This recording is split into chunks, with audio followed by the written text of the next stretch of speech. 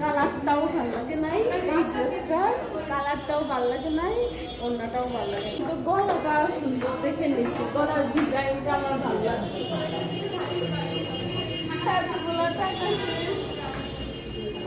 আমার এখন দুই তিনটা ড্রেস ঘরে দাম